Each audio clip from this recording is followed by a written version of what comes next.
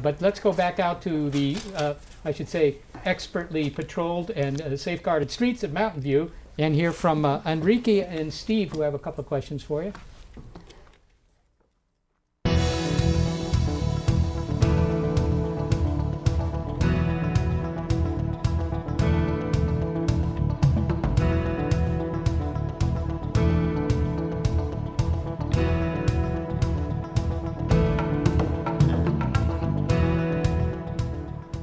So what I want to know is, what are you going to do to keep jobs here in Mountain View versus going to another community, or more importantly, instead of going out of state? What are you going to do to bring them here? Hi, my name is Enrique Allen with 500 Startups, and I want to ask the City Council how they will support the growth of startups here in downtown Mountain View.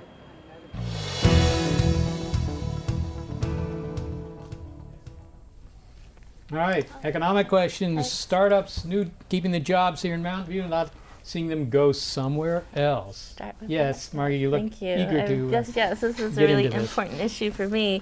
As mayor last year, mayors get to do corporate visits, and last year I decided I wanted to focus on going out and reaching out to as many businesses as we could. Because of the economy, I was concerned about how our businesses were doing here, so we doubled the number of visits we usually go out to. I took my economic development director and a couple other staff, and we went door to door and asked folks, well, what are your issues? What can we do to help?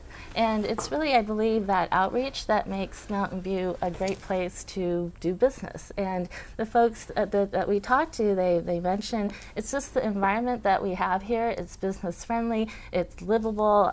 They think about their employees and housing and services for them. We don't have the resources like a bigger city does to maybe give startup funding, but what we can do is invest in infrastructure that supports our businesses. So the signage or landscaping, those are all of the types of things we can do to invest in supporting our businesses. In terms of the gentleman who talked about startups in downtown, I've actually visited quite a few, and they were interested in expanding. And one of the issues, though, is that we need more space. We need larger buildings that they can expand into. So that's where the issues of zoning come in, and being able to be more flexible with our zoning regulations and encouraging larger footprint buildings to come into parts of the community, and I think we've been pretty successful. Is there a metric here to sort of gauge whether their worries are justified? I mean, one metric one might think of is what percentage of the commercial real estate is in fact occupied in Mountain View vis-a-vis some other cities up and down the peninsula. I mean, do we have any numbers there? Yeah, I do. I have numbers. The article just appeared in the Wall Street Journal. Numbers are dangerous. And what the Wall Street Journal number said, where Mountain View has approximately a 4.2% commercial industrial vacancy, as compared to Palo Alto, which is around 15%, as compared to Sunnyvale, which is greater than 25%. So these guys should be asking their questions in Palo Alto. Well, this says a lot about Mountain View. We have just okayed two large buildings, not real large, but fairly large buildings downtown on Evelyn Avenue. And one of the things that we looked at about startups is that they could be reconfigured for smaller startups when they were designed. And we had that built into the design, into the zoning when we okayed them. So those are coming. They're down by the tech farm, and also down by I guess that would be the other side of Castro Street, which is what, north-south? I don't remember what it is. Anyway, there's another building there. But we also need to very, very clearly minimize any type of permitting and red tape that the city has for new businesses starting in the city. What we have done, we have doubled our, Margaret talked about the economic developer. We now have two. We didn't have two before. We added another position because we think it's that important. The other thing that should happen, and I'm going to push real hard for during this next term, is someone should be able to walk into City Hall and say, I want to start a new business here, and they should be led through the steps of getting their building in place ready to go. Because I hear that. I hear that time and time again. I don't know what to do next. I don't know what to do next. I put in an application, and then I get it back because it wasn't right. I want someone to walk people through, and we're going to try to do that. But you guys, it sounds like they're doing a good job. Well, I mean, those sound like, you know, sensible things, and certainly streamlining regulations would be, you know, high on my list of things, because, you know, for people, if the zoning is more flexible, then, you know, people can go into places. I've actually heard there's some places, you know, zone for, you know, no, you can't have R&D here. Like, I mean, that seems kind of dopey. Like, why would you purposely exclude, you know, some things from some areas? The other thing, along the lines of that Margaret mentioned about contacting people for, you know, finding out how things went, I'd also be very curious to find out why people left. For example, Nokia just left for Sunnyvale, and they left Mountain View, they left a number of other cities, and, you know, I'm sort of curious, like, well, what happened? I mean, how could Mountain View have, you know, helped change their mind, or what, you know, what exactly happened? And I think just sort of learn from the mistakes, learn from our data, and hopefully be, you know, be wiser about it. Is there any follow-up on businesses that leave? Do you sort of an exit There interview? actually is. Our economic development staff calls the businesses, finds out what they left. And there is a number of cases, because Mountain View is small, 12 square miles. There are businesses who want to grow who cannot afford it. The rents in Mountain View are not low because we're such a desirable locations. Some cities like San Jose can offer deals that we absolutely cannot afford to offer, and I have heard any number of businesses who were lured to San Jose with offers that we cannot afford. So there is definitely follow-up. In fact, one of the things this year, I'm mayor, so I get to go on the various corporate visits, and because I get such a kick out of going to startups, I'm absolutely amazed at the number of startups that we have in our downtown. And part of the reason of going on these corporate visits is to say, this is the mayor, this is the economic development manager, this is his staff person. Contact us, talk to us, tell us what you need, tell us what you want. This is the face of the city for you. This is part of the point of having staff and not contractors. It's not someone, God knows where, you make a phone call and maybe they answer. This is the face. This is the person that you call when you say, this permit I need, or help me find a bigger place, or sometimes help me talk to my landlord about whatever I need. Great. I think Mountain View's doing an admirable job as far as you know, maintaining levels of business. Jack threw out some numbers there that sound really great, and by comparison to other cities. To build on that, you know, like you said, it's really important to knock down barriers to people coming in and starting up a business. You know, anything there's so many little things that can just nickel and dime them, especially on the small business front, more so than big business. Usually they come in funded well enough to cover these types of things. But if you're talking about somebody who's opening up a 1,000 or 2,000 square foot store and is hit with just all these different types of fees and requirements, and, you know, am I within the zoning? Am I within 500 feet of something I'm not supposed to be? Any of those types of things need to be really closely looked at and make sure that we're not, you know, driving people away from, because you may never know, especially on a small level, whether a business chooses to be in Mountain View or not in Mountain View. And then additionally, you know, continuing to make sure that Mountain View is accessible, not just from a public transit standpoint, but a general transportation standpoint. Support projects that make it easy to get to Mountain View. It's already in some ways, I understand Mountain View is very desirable, but it's kind of a hard place to get to sometimes as far as traffic is concerned. A family member of mine is pondering whether he's going to seek a new job simply because his commute would go from basically the Los Gatos area to Redwood City right through Mountain View. And it's hard to get through Mountain View northbound in the morning. And so, you know, it kind of also has to look at on a grand scale, more of a regional scale as well, to make sure that, you know, people can get here who want to get here. And this throws back to high-speed rail. I mean, if Mountain View is a station on high-speed rail, they're talking, you know, 2 hours and 15 minutes, 2 hours and 40 minutes, whatever, to LA. Think about that. We're talking then an hour to the Central Valley.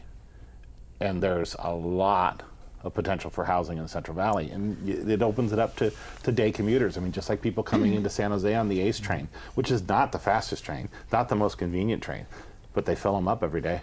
Yeah. Correct. Yeah. Well, it sounds like Mountain View gets, I mean, we all know Mountain View gets rather viscous in terms of the traffic, but I was sort of wondering that in terms of our relative competitive position on this point, making it easy for startups and so forth, that there would be a lot of feedback. Maybe the Mountain View Chamber of Commerce would say, you know, compared to Sunnyvale, we've got all these things that are barriers, or we don't. We're doing better. I mean, so obviously, Seth, if I can weigh in on that, what I hear from our startups are several very positive things. First of all, they move to our downtown because it's a fabulous environment if you work 24/7.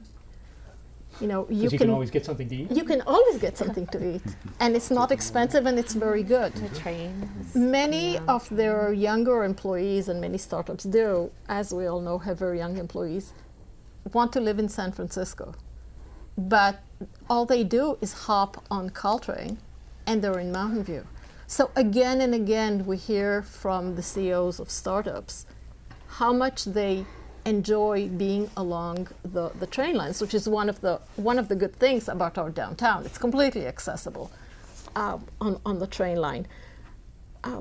What we have a certain problem is the new businesses, the new office buildings that are coming in will be very attractive, but at least some of them are looking for fairly high-end corporate headquarters. So finding spaces for startups that are sufficiently inexpensive is definitely a problem. Now, I can't let the mention of how much housing opportunity there is in the Central Valley, and they could just hop on the train and come to Mountain View. That is actually one of the most worrisome things about the high-speed train. If it encourages housing in the Central Valley and people can easily come to the peninsula to work, this goes completely counter to the idea of preserving agricultural lands and having people live closer to jobs. So that is actually a concern of mine along general lines with the high-speed rail. Yes, Jeff. You mentioned Nokia leaving Mountain View, and you know, I looked into that a little bit, not a lot, but it was a real sweetheart deal they got in Sunnyvale because they had these giant empty buildings that they had to put something in, or they were going to go into foreclosure and a number of things. So my understanding was that they got, I'm a free market person, and I know you are also, they got a great deal, and that's the reason they left, and they got, you know, very favorable leases and conditions going forward with that. The other thing, you know, we talk about Mountain View, and Greg said something, you know, Mountain View's doing a pretty good job. One of the largest companies in the world that you happen to work for, located in Mountain View, as well as we have a huge Microsoft office here. We have others that you can go on and on about Mountain View, which makes us very desirable. So we're doing something right. I mean, we can do better. We need to look at startups, and, you know, as people are talking about, and I think we're trying to do that. We're very, very concerned because there's going to be another Google coming. We don't know what it is right now. We hope they come to Mountain View. Sure, and I think just to follow up on that, I think you're absolutely right. And probably my biggest message is, you know, maybe we can do better. Yeah. And I think, you know, maybe, you know, some new people and some new different perspectives coming into the city council might be the kind of thing to help us. Well, here's a question for you. I mean, it sounds like we're doing well. I don't know, you can contest that very effectively. But on the other hand, are we doing well because of some of the externals that Ronit has pointed to, the fact that we're sort of mid-peninsula here, we have excellent transportation, we're, you know, geographically we're located at the intersection of some major freeways, we're on the, you know, the main rail line out of San Francisco and so forth. Maybe we are destined to do well simply because of where we are, in the way that New York City was destined to become important. And so maybe that doesn't speak to the government policies. But I would have to refute that, because yes, there are some that are just happen to be, but we have a baby bullet stop. Not every city has that. We fought for that. So there are things that we have... light rail, too. Light rail, we fought for. We invested in it. We have the terminus here. So it's a combination of externals and also what government has done. And I think that's you know, a tribute to our city. We also are competing with larger cities like San Jose that they have money. They actually give money they incubate companies there now. And I've heard companies companies that are looking to move on, and they tell us, well, you know, San Jose is going to give us this much money. What can you do for us? We don't have those kinds of funds. Santa Clara has their own power plant, their utilities, so they can price their utilities differently. So we're actually competing with these companies or these cities that have a lot more advantages than we have, but I think we're doing pretty well. Well, so. Does that lead to, I mean, obviously a city of 75,000, 73,000, whatever it is, people might have some bottlenecks. That there's a limit to growth. I remember when it's been 10, 15 years ago when Adobe moved out of Mountain View and they moved to San Jose. And from Adobe's point of view, I mean, you know, they probably did that because they needed more space. They couldn't get it here, right? And so does that sort of, I don't want to say condemn, but does that sort of circumscribe our activities to small companies that get to a certain size? This is a counterexample over here, of course, but that get to a certain size and then can't go any farther, or is it the sky's the limit here in Mountain View? Jack? Now, in our general plan update, we have clearly recognized and gone out to many corporations all over and say, give us your ideal model of what you want in the way of a building. And that's what we're doing in North Bayshore. We're rezoning much of North Bayshore to a higher FAR or floor area ratio to allow for what the companies want, to allow them to build there. We have antiquated, many old buildings there now. Believe it or not, North Bayshore has old buildings by the standard of what office buildings should be, and we have rezoned those, and we are in the process of rezoning those. We've also instituted something which is the transit-oriented development, TOD, where you can get even higher FAR if you're located within a proximity of a train line. And so we've rezoned those. I mean, we initiated that. That wasn't something people came and asked. We initiated that ourselves. So, and the other thing, a comment was made about maybe some new people could come on and come up with some better ideas. You don't have to come on to give better ideas. Give us new ideas anytime, and we listen. So I'll just state that. We've only got a few minutes in this segment. We have a caller, and I think that we ought to go to the caller. They've taken the time, taken the initiative, and picked up the phone to call us. Can we have the caller's comment? Hello? Yes. Oh, great, you can hear me. So my question has to do with candidate endorsement. I know that there's been a lot of talk about the incumbents having tons of endorsements, whereas the challengers have chosen not to go after any endorsements.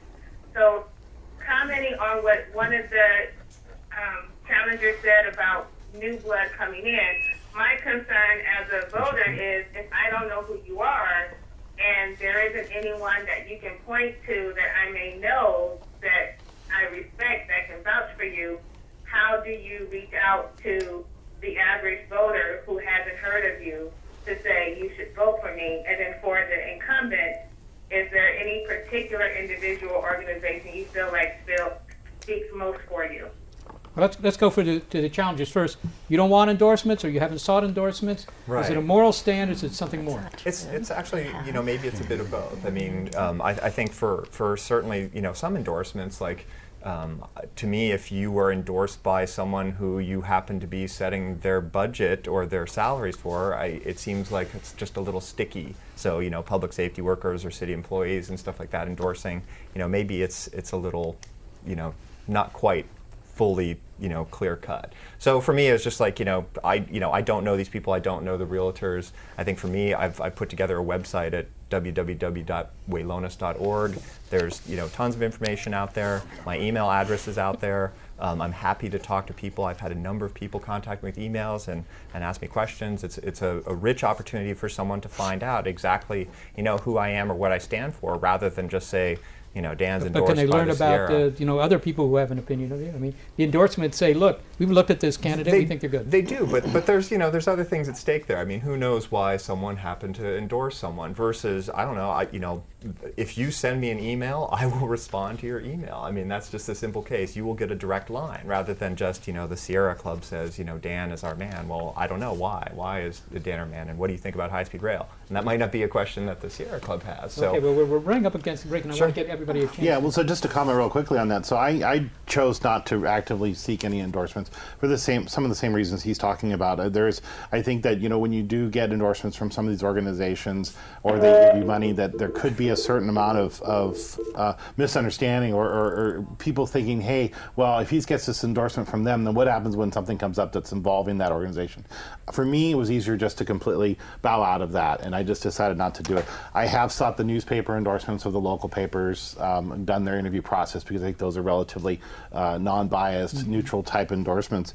And then as far as, people knowing who I am, I have been in Mountain View my whole life. My family's been here since 1950. I grew up working in a family business that was around for over 50 years in Mountain View.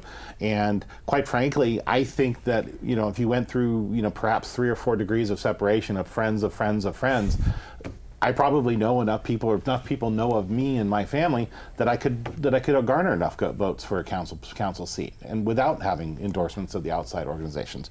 So that's kind of where I come from. Okay, well, obviously endorsements make you feel good, so let's... Yeah, well, I'm on the other end. I have received every endorsement, every organization, individual who's wanted to endorse, I've sought out and I've received. And I attribute that as a testament of my relationship that I've built with these groups and people over the years.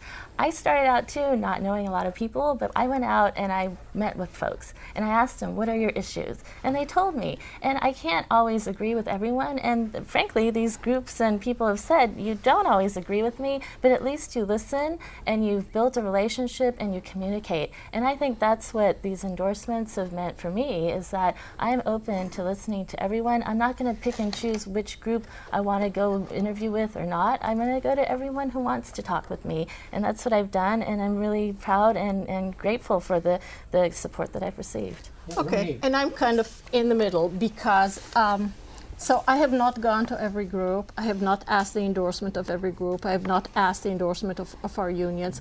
I have asked the endorsement of the Democratic Party and the Sierra Club and the League of Conservation Voters, because I thought for people who don't know me, that will be a shorthand to tell them some of my values.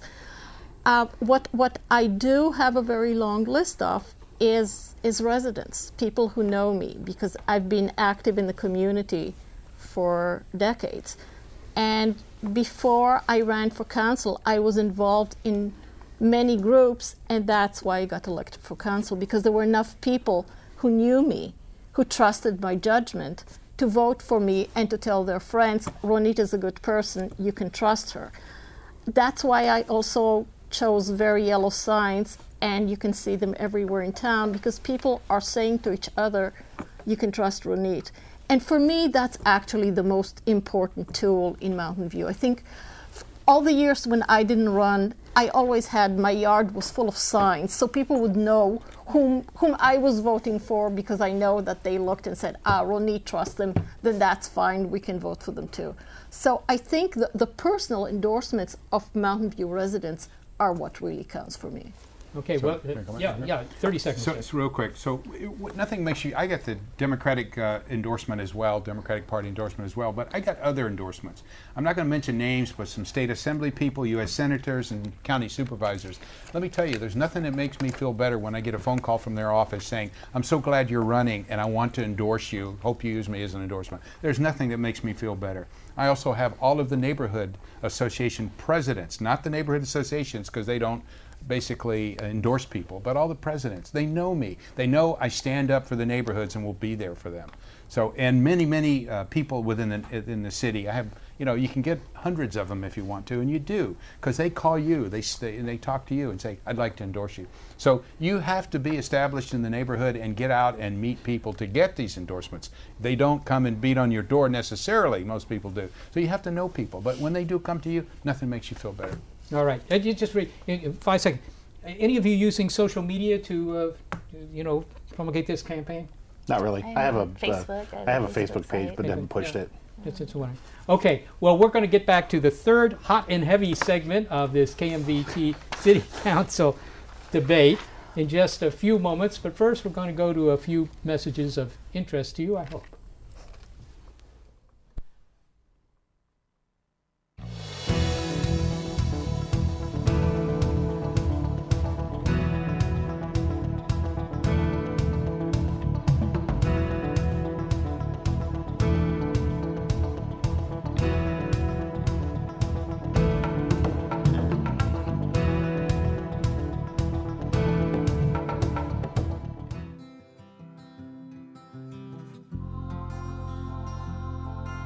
The people that we serve, they come from different walks of life. There are some people that just came to the country. There are some that have been here already, but unfortunately they have not been able to make it, and having to choose between rent and food. They just help you out all the way around, and it's great. From young kids to whole families come here. They help a lot of people. A lot of these people don't really have too many family here. A lot of these people don't really have work at all. A lot of these people, this is where they eat every day. All they do is they feed people, don't ask them anything about it. Just if you're hungry, come in and get a lunch. If there's people in need, this is where they should come. Come and share in the joy of giving. Come and share in the joy of love.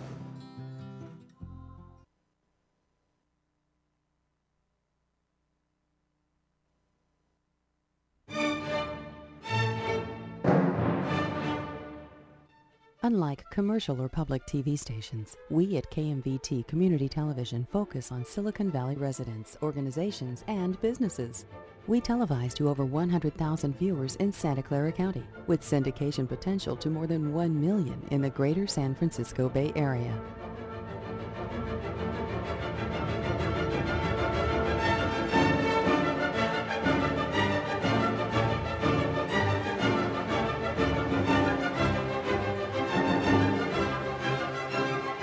We at KMVT connect Silicon Valley communities, empower people, and affect change. Do you?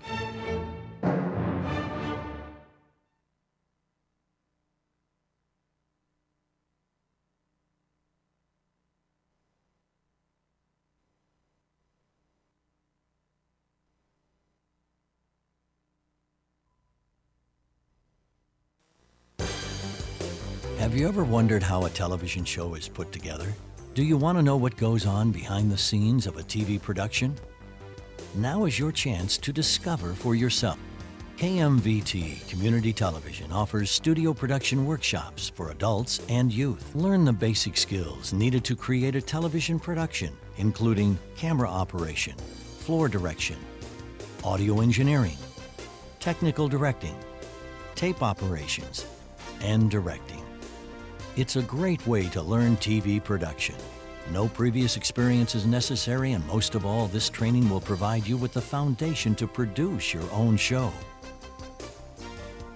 Register now and learn more about TV and video productions by calling KMVT at 650-968-1540 or visit the website at www.kmvt15.org.